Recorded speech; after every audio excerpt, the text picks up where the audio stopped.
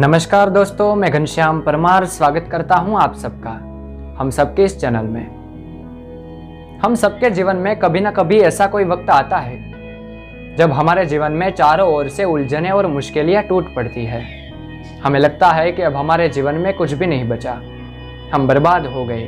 चारों ओर से इतनी मुश्किलें आती है कि हम उसे कैसे सोल्व करें ये भी हम सोच नहीं पाते हैं। तो आज का वीडियो, आज की ये बातें और आज के ये विचार आपको ऐसी परिस्थिति में उसका सामना करने की, उसके सामने डटकर खड़े रहने की हिम्मत देंगे। तो बने रहिए इस वीडियो के एंड तक मेरे साथ। यकीनन इस वीडियो के एंड तक आप अपने आप को ऊर्जावान महसूस करेंगे। एक समय की बात है, एक युवान एक शहर में नौकरी कर रहा होता है। उसके जीवन में इतनी उलझनें, उतनी मुश्किलें होती है कि वो डिप्रेस रहता है। उसका काम में भी अच्छे से मन नहीं लगता। एक दिन कुछ यूं होता है कि उसका अलार्म बंद हो जाता है, उसको उठने में देरी हो जाती है और वो परेशान हो जाता है।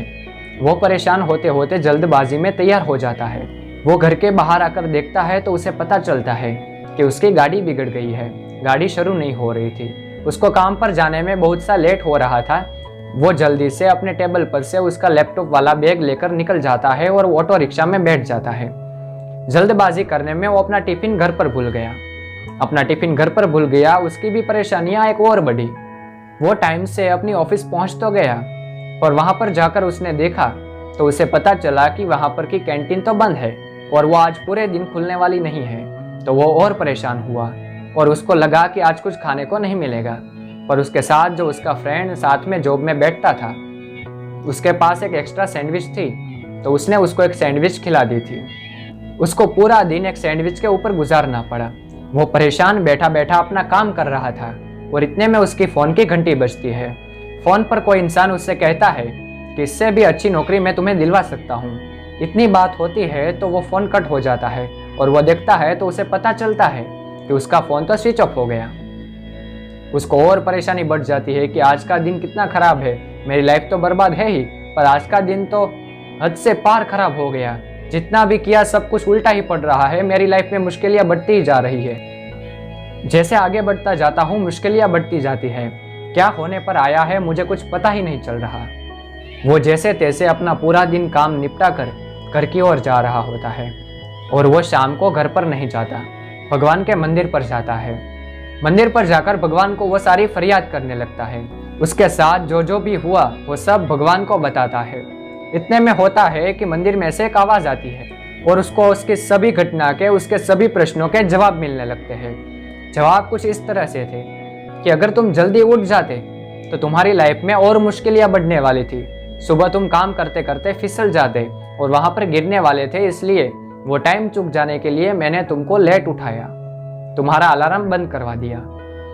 दूसरे सवाल का जवाब कुछ यूं मिलता है कि तुम जिस गाड़ी के बारे में फरियाद कर रहे हो, अगर वो गाड़ी लेकर तुम अपनी जॉब करने के लिए अपनी ऑफिस पर जाते तो उसमें तुम्हारा एक्सीडेंट होने वाला था और इससे बचने के लिए ही तुम्हारी गाड़ी बंद हो गई थी।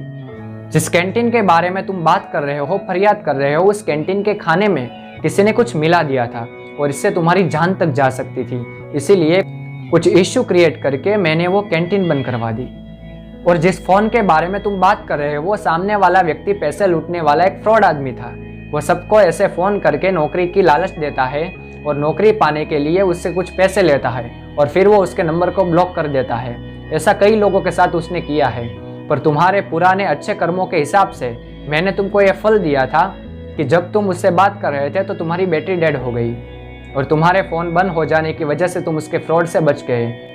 तुम्हारे दिन में जो कुछ भी हुआ वो किसी भी बात तुम्हें नुकसान पहुंचाने के लिए नहीं हुई है। जो कुछ भी हुआ है वो सब तुम्हारे अच्छे के लिए, तुम्हारी मुश्किलों को दूर करने के लिए हुई है। जो कुछ भी घटना तुम्हारे साथ घटित हुई वो सब बड़ी घटनाओं को रोकने के लिए हुई है। तो दोस्तों, मैं क्या कहना चाहता हूँ वो आप समझ गए होंगे। हम सभी के जीवन में यही होता है।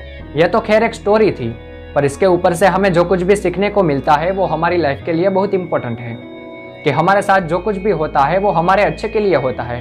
हम सभी ईश्वर के पुत्र हैं और हमारे जीवन में वो हमारे लिए कभी कुछ खराब होने ही नहीं देगा। इतनी बड़ी जिंदगी दी है, इतने बड़े संसार में हमें जन्म मिला है, तो उसने हमारे बारे में कुछ तो सोचा ही होगा। तो इसके ऊपर श्रद्धा और विश्वास बनाए रखना चाहिए। मुश्किलों का क्या है, वो तो बड़ी मुश्किल की जगह छोटी मुश्किलें आती रहती है। पर हम छोटी मुश्किल में भी ईश्वर को दोष देने लगते हैं। तो सोचिए, अगर वो हमें बड़ी मुश्किल देगा तो हमारी हालत क्या होगी। तो मुश्किलें आती है तो उसको स्वीकार कर उसका सामना करना चाहिए।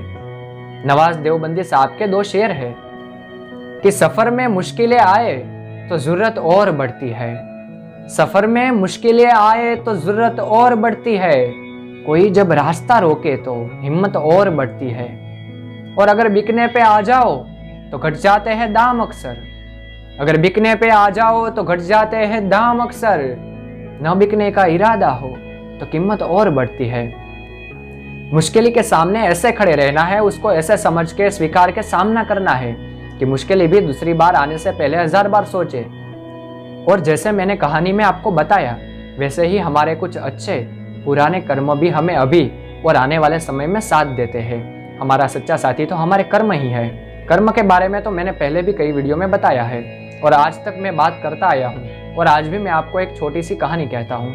ये कहानी शायद मैंने पहले गुजराती वीडियो में की है, पर आपके साथ आज फिर से उस कहानी को नए स्वरूप से हिंदी में शेयर करता हूँ। एक राजा अपने 3 मंत्रियों को अपने दरबार में बुलाते हैं और कहते हैं, ये लो तुम 3 पात्र, और ये पूरे पात्र भरकर जंगल में से कुछ फल लेकर आओ और मुझे आकर मिलो और दिखाओ। वो तीनों लोग उस पात्र को लेकर जंगल की ओर निकलते हैं। उसमें से एक मंत्री मेहनत करके वृक्ष के ऊपर चढ़ के अच्छे अच्छे फल निकालता है और उस पात्र में भरता है। ऐसे कई वृक्ष पर से कई फल वो निकालता है और वो उस पात्र के अंदर भर देता है।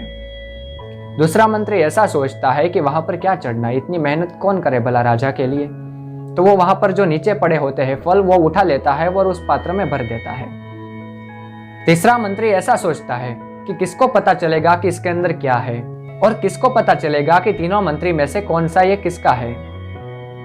तो वो नीचे से घास लेता है और नीचे नीचे घास डाल देता है, ऊपर कुछ सड़े हुए फल डाल देता है और उसके ऊपर 2-3 अच्छे फल डाल देता है। वो जब वहां पहुंचे तो महाराज वहां पर विराजमान थे। उसने अपने सैनिकों को बुलाया और कहा, इस तीनों को अपने फल की टोकरी के साथ अलग अलग रूम में बंद कर दिया जाए। मैं क्या कहना चाहता हूं आप समझ गए होंगे। उसको 30 दिन के लिए बंद कर दिया जाए और उसको कुछ खाने के लिए दिया न जाए। वो जो भी फल लाए हैं वही वह खाएंगे। 30 दिन बीत जाते हैं। उसमें से जो पहला मंत्री था वो बाहर आया तो पता चला कि उसका वजन तो और बढ़ गया था और वो अच्छा दिखने लगा था। उसकी हालत पहले से और अच्छी हो गई थी क्योंकि उसने टोकरी में अच्छे फल मेहनत करके जोड़े थे। जबकि दूसरे मंत्री का देखने की बारी आती है तो पता चलता है कि वो तो बहुत बीमार पड़ गया है, उसकी हालत बहुत खराब हो गई है। और तीसरे मंत्री को देखते हैं तो पता चलता है कि उसकी तो मृत्यु हो चुकी है और वो मर गया है, उसकी लाश मिलती है। तो दोस्तों, इस बात को मैं हमारे जीवन से रिलेट करने की कोशिश करता हूँ। ये जो टोकरी है वो हमारा जीवन है, फल है वो हमारे कर्म है, और जो रूम है जिसके अंदर हमें डाल दिया जाता है वो हमारे जीवन की विपरीत परिस्थितियाँ हैं। जब हम विपरीत परिस्थिति में चले जाते हैं, जब हमारे ऊपर मुश्किलें आ जाती है, तो हमने जो फल जीवन की टोकरी में, मतलब कि हमारे जीवन में जो हमने कर्म किए हैं वह हमें तब काम लगते हैं। तो इस वीडियो के एंड में मैं आपको सिर्फ इतना ही कहना चाहूँगा कि हमारे कर्मों के साथ ही हमें गुजारनी होती है जिंदगी। लोग तसल्ली देते हैं, साथ कोई नहीं देता। तो आपको कैसे फल पाने हैं और उस फल को पाने के लिए अभी आपको कैसे कैसे काम करने हैं वो पूरी तरह से आपके ही हाथ में है। तो स्वयं विचार कीजिएगा। तो आशा रखता हूँ कि आपको आज के वीडियो में से कुछ अच्छा, नया और बेहतरीन जानने और सीखने को मिला होगा। तो फिर मिलेंगे एक नए वीडियो के साथ, कुछ नई बात के साथ। तब तक के लिए जय हिंद, वंदे मातरम। खुश रहिए, खुशियाँ बांटते रहिए।